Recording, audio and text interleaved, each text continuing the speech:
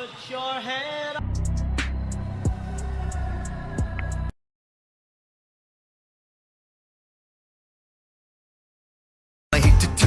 What the fuck are you doing?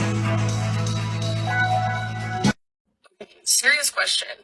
Is intentionally losing weight diet culture? The answer is yes, every single time. The biggest example Kiara gave in this video was because she was larger, it was hard for her to find pants in a normal store. So like she lost weight for convenience, right? That's what it seems like on the surface. But we first have to ask ourselves, why can't larger bodies find their sizes in stores? The brands might tell you it's extra fabric and labor to make those materials. But it's actually because brands have decided that they're going to make their clothing for one body type. And not for the average size woman in the United States. No. They cater to the ideal thin body. And where did this ideal thin body come from? Diet culture, my friend. So even though for you it might seem like, oh, it's just convenient for me, in the grand scheme of it all, it's contributing to diet culture.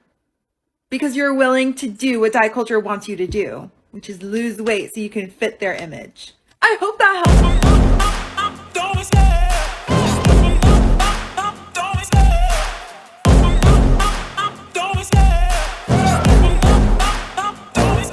I love the chase and the hunt.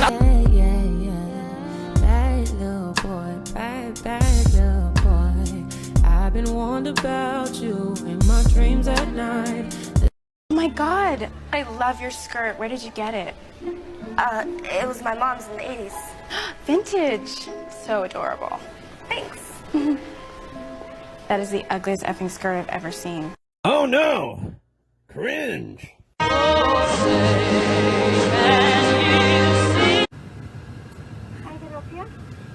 You know why I'm here?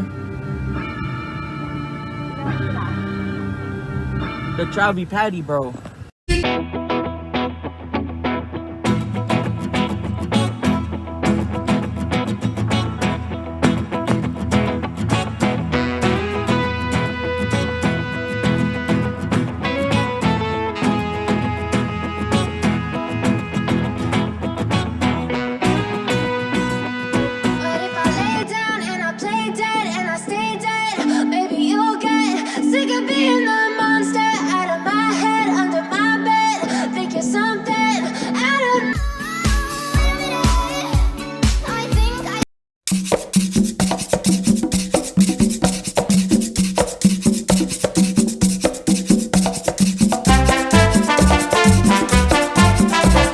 But I will!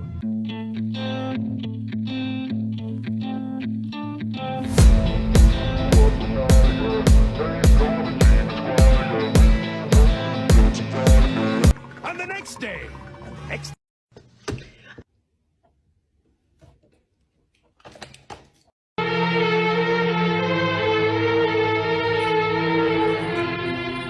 We do not care.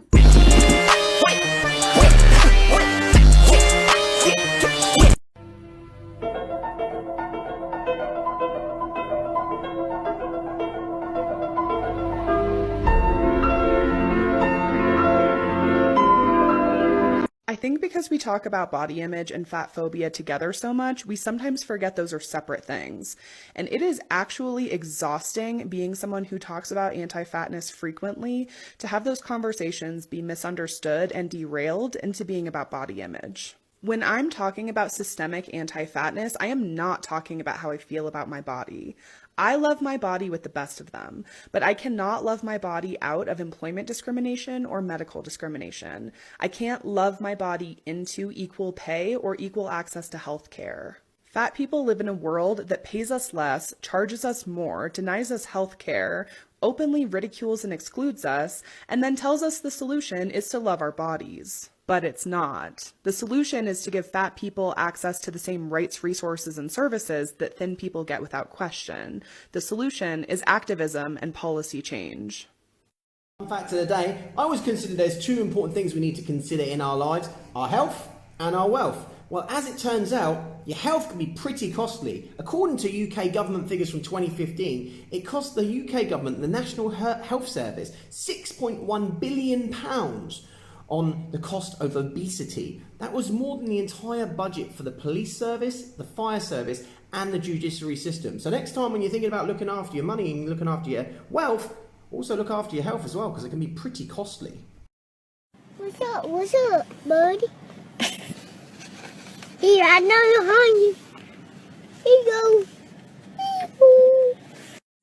These are my ladies. This is Jill. This is my lady Amy. Little Susie. Brianna. You know why we call her Brianna, right? No? Yeah, it's a long story. Shaniqua. Helga. Miss Kitty. Jeannie. I dream of, Teresa. This is Teresa right here. I can keep a secret, kid. You got my mind on your body and your body on my mind. Got a taste for the cherry, I just need to take a bite.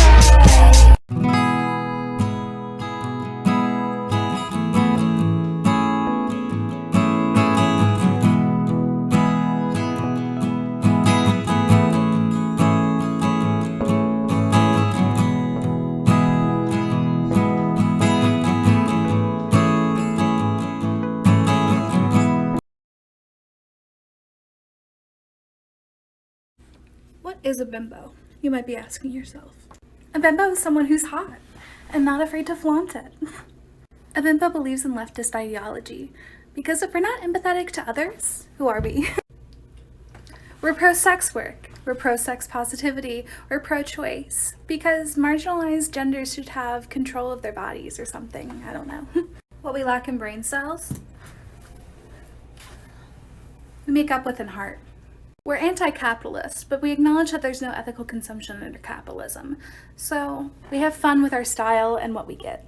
We're anti-racist, and we believe that Black Lives Matter. Lastly, being a bimbo isn't one clear-cut thing. It's not one aesthetic. It's not one gender, one sexuality, one body type. It's whatever you want it to be because bimbo is a mindset. It's about confidence, loving yourself and your style.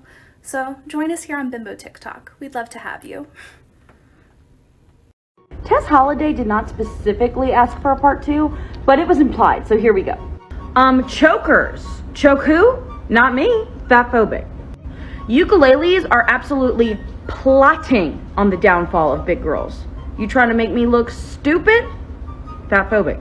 Not a lot of people know this one, but if I ask you for directions and you start talking about north, south, east, west, that's actually fatphobic. Not having ice cream on a hot summer day? Fatphobic. And don't talk to me about your lactose allergy. Don't put your lactose allergy in the comments. I have one too. Lactate. Don't be fatphobic. There's ways around it. Tights. I'm trying to live my Zooey Deschanel dream and put on a pair of tights under a cute skirt or a dress, and you're gonna have the nerve and audacity to roll down? Fatphobic. Finally, I don't want to say this about our queen, but Lizzo not duetting the first part of this video series yet? Fatphobic. My whole life, afraid people were going to find out that I was fat. But honestly, who gives a shit? There's nothing more powerful than a fat girl who doesn't give a fuck.